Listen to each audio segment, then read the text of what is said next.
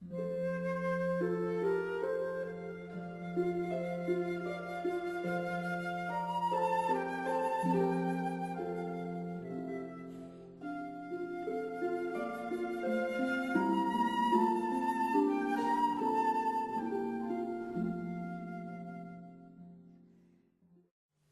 I want to do now is I want to talk about your own work and your own life a little bit, because it's absolutely fascinating, and I think people in the Friends Room would really appreciate listening to you. And when I think of, I mean, let's say straight away that you're a wonderful singer and you're a wonderful performer and actress, and you've done 2 major shows. Or I shouldn't be saying this. You should say this.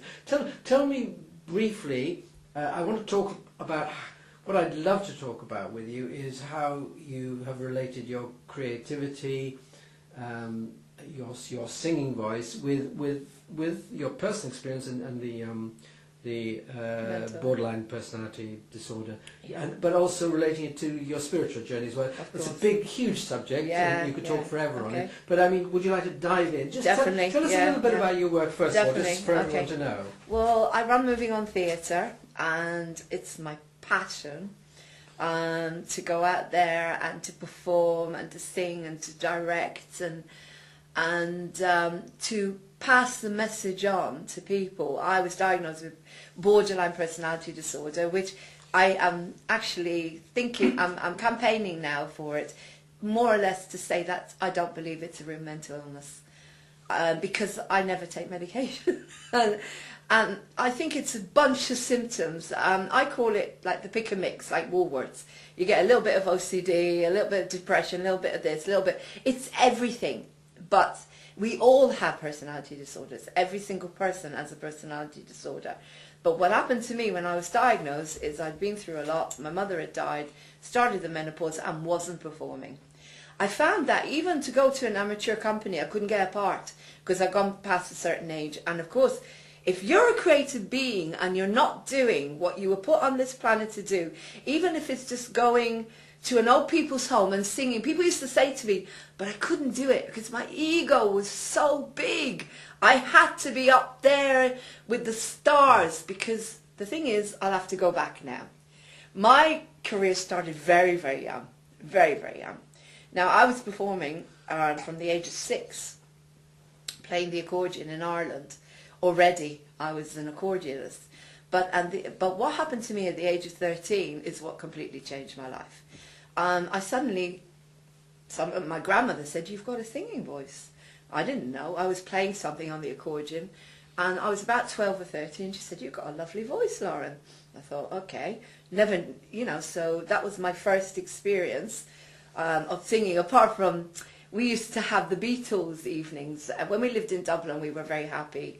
And we used to put on the Beatles music, and we used to have concerts, Mum and Dad and me and my little sister, and we used to sing all the Beatles songs. But that was just for fun.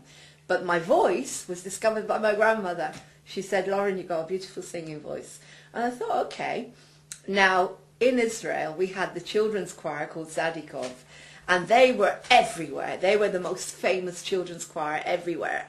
And I thought, God, I'd love to get in there. They're on television. They're everywhere. They make films. And I thought, this is what I want. So I said to Dad, "Can you take me for an audition?" So Dad took me for an audition. And this is what I love, is Dad used to take me for my auditions. He believed in me. Mum and Dad did. And he held my hand and he took me to that audition. I'll never forget it. I walked in and I heard the most beautiful harmonies I've ever heard in my life. I think it was, I can't remember, I think they were doing Over the Rainbow, which ended up my solo. Now, I auditioned, never sung before, never knew what it meant to sing. I auditioned and I got 3 solos.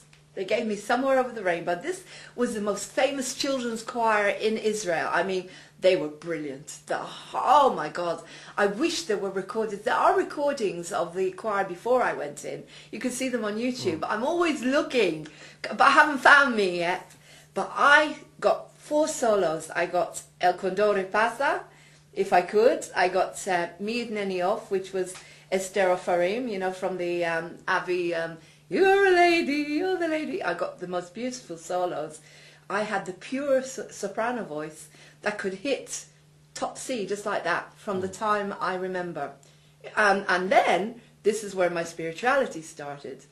Mum and Dad are very, very lucky. They got me the best singing teacher in Israel. Somehow they managed to do it. This is what I'm saying. Mum and Dad really, really encouraged my singing because I had no friends. So they put a lot of energy into it. So they got me Lola Schenzer, and she was Topol's teacher, the best. Oh my God. She was a very interesting lady, not the kind of person you'd expect to teach. She was about 70, which I think she was. I mean, nowadays, I don't know. She seemed to me like very old, grey hair, big lady. And the first thing she started teaching me was how to stand, how to move my body, Feldenkrais, how to smile, how to use all sorts of weird things for a young teenager. But this is where my spirituality started, and I didn't know. We were doing scales, and she started getting me to see how far my voice would go. And I was going higher and higher, and I stood there, and I was just, going up and up and up and up. And I was just thinking, where's my voice going?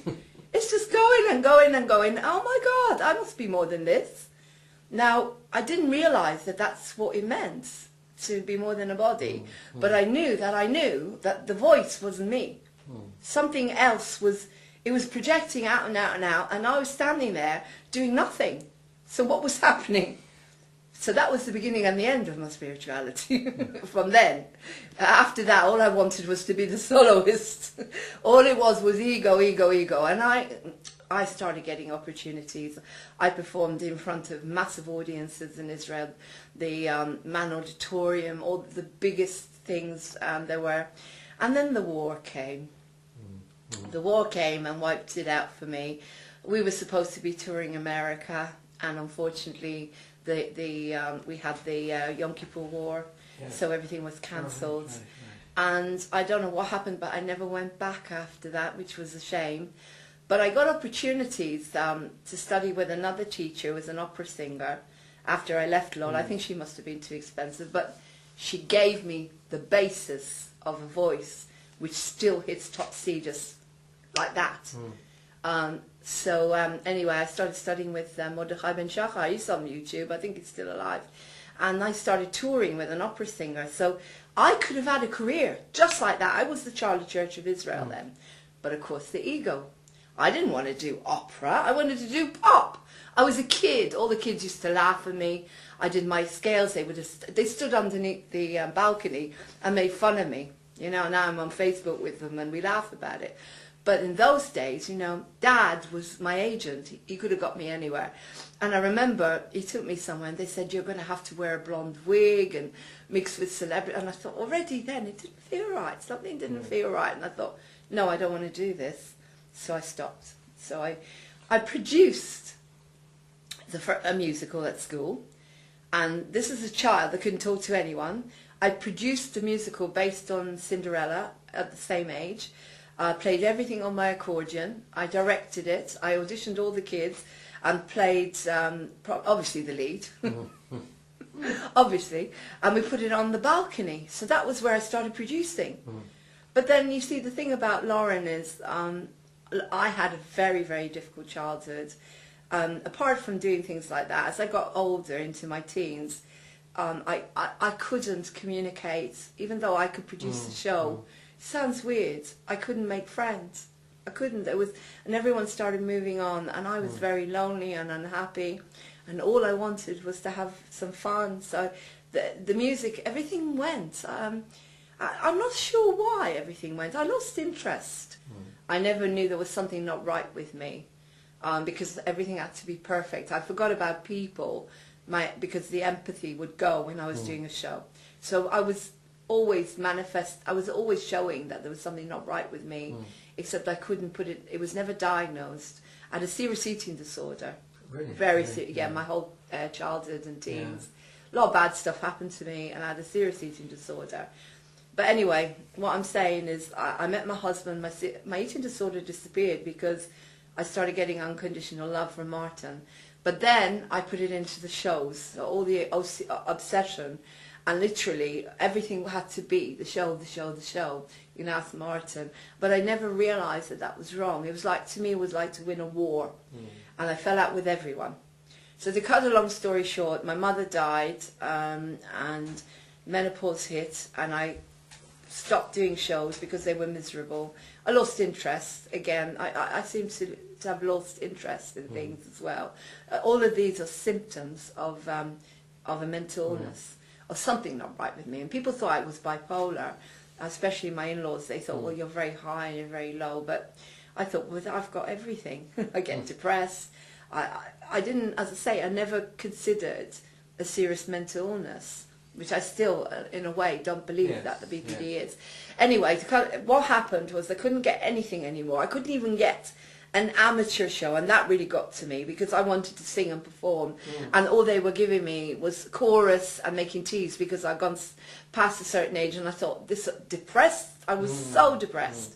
I got to a level where I couldn't talk to anyone anymore. We hadn't got kids, and everything was just too much for me. We lost a lot, Martin and I. Anyway, Mum died, menopause hit, and that was it. I went into such a low space. And I just went to the doctor. Martin was working too much, and Dad was doing my head in. My father in Israel was very demanding at that time. No connection with my family. Never got on with them very well. And I just said to the doctor, I don't know what to do. I don't know what's wrong with me. I can't face anything anymore.